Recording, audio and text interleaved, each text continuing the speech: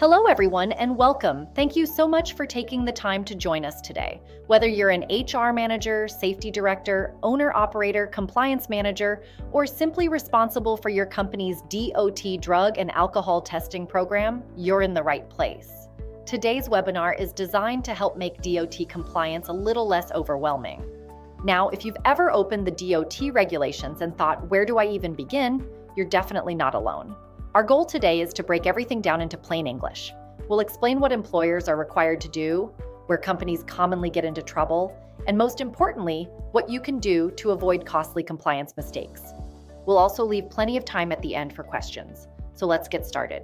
Before we jump into the regulations, let me tell you a little bit about who we are. At U.S. drug test centers, we help employers across the country manage both DOT and non-DOT drug and alcohol testing programs.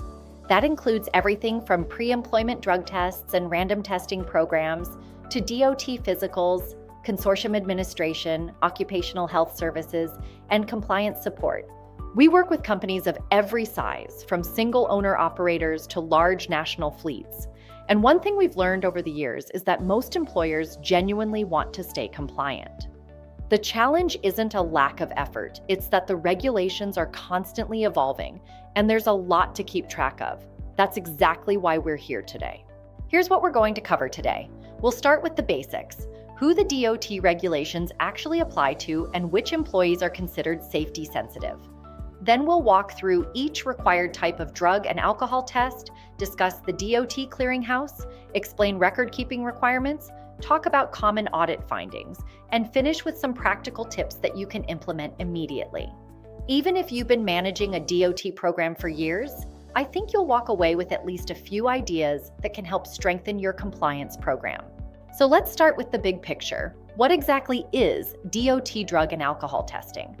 Simply put, it's a federally required testing program for employees who perform safety-sensitive duties.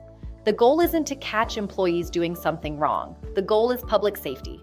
Think about the people who drive tractor trailers, fly airplanes, operate trains, or run public transit systems.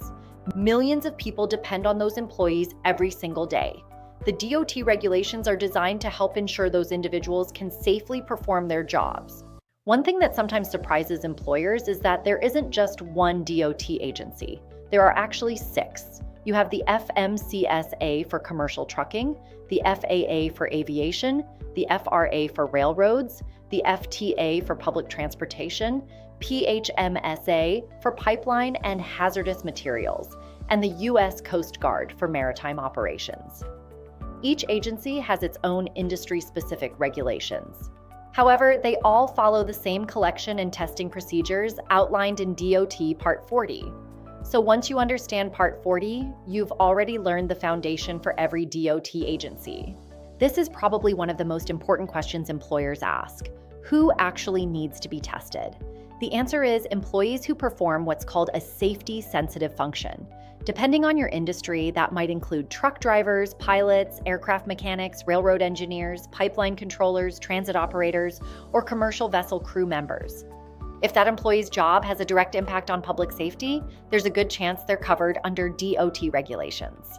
Now let's look at the 6 situations where DOT drug testing is required. This is really the heart of every DOT compliance program. If you understand these 6 testing events and perform them correctly, you're already ahead of many employers. Let's start with pre-employment testing. This one sounds simple, but it's actually one of the most common compliance mistakes we see.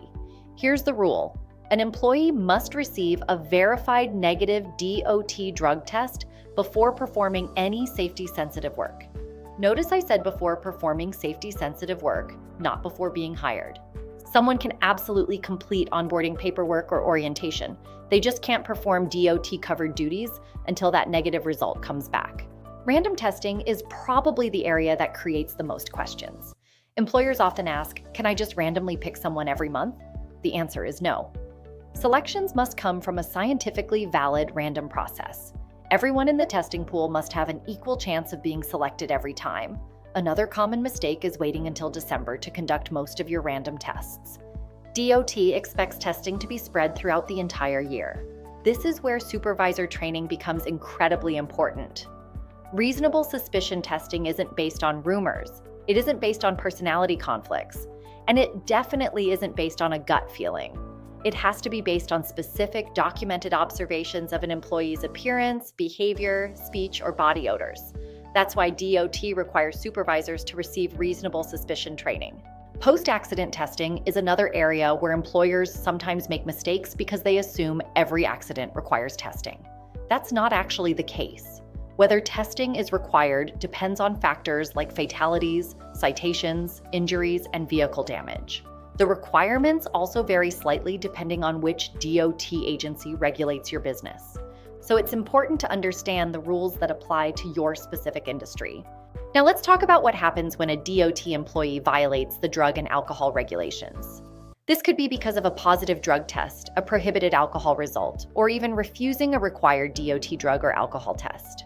A common misconception is that an employee can simply take another test the next day and come back to work. That's not how the DOT process works. Before that employee can perform any safety-sensitive duties again, they have to go through what's called the return to duty process. The first step is meeting with a qualified substance abuse professional, or SAP. The SAP evaluates the employee and determines what education or treatment is necessary. Only after successfully completing that process can the employee take a return to duty drug or alcohol test. And that test must be negative before they can return to safety-sensitive work. This is one of the most structured compliance processes under DOT regulations, and employers need to make sure every step is followed correctly. Many people think the return to duty test is the last step. Actually, it's just the beginning. Once the employee returns to work, the SAP creates a follow-up testing plan.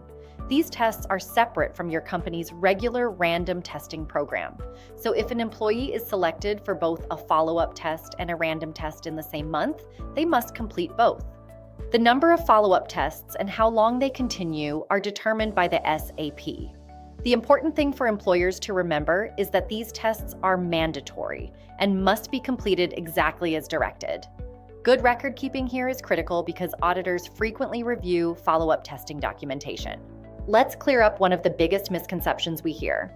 Many employers still refer to DOT testing as a 5-panel drug test. Technically, that's not accurate anymore. Today's federally mandated DOT panel includes marijuana, cocaine, amphetamines, opioids, and PCP.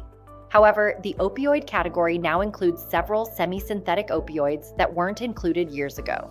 That's why it's so important to work with a provider who understands DOT regulations rather than simply ordering a standard workplace drug test.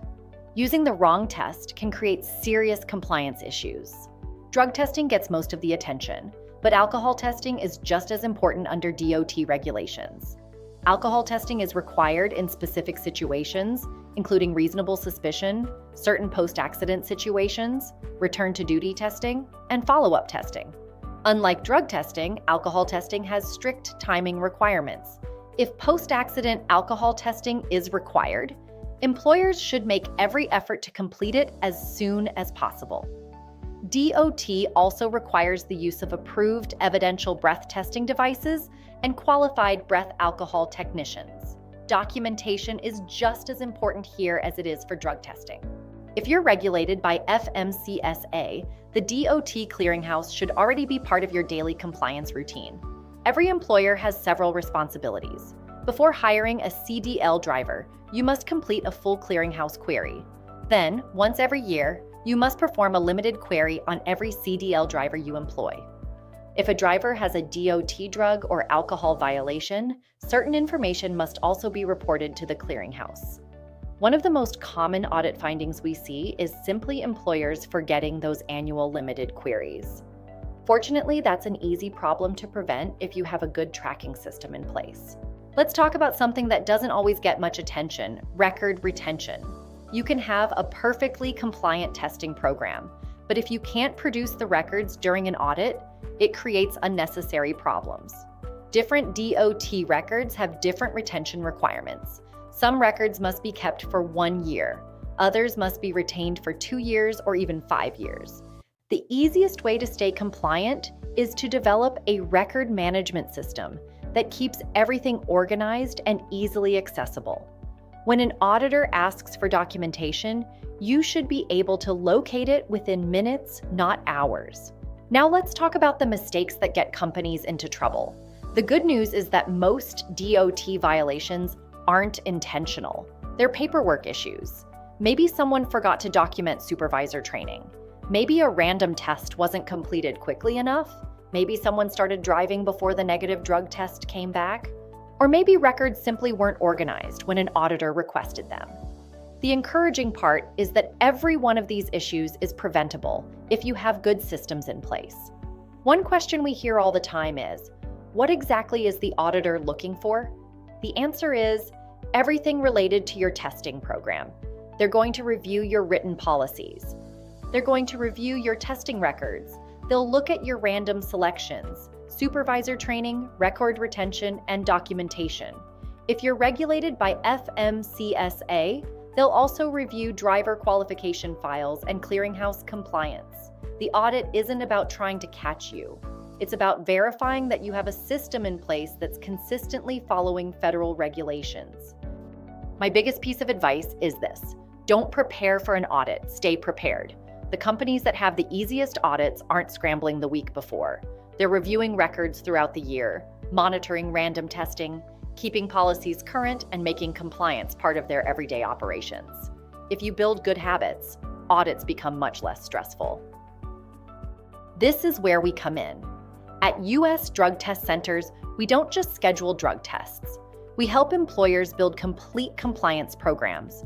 Whether you need nationwide collections, consortium administration, random testing management, DOT physicals, electronic record keeping, or guidance on DOT regulations, our goal is to make compliance simpler.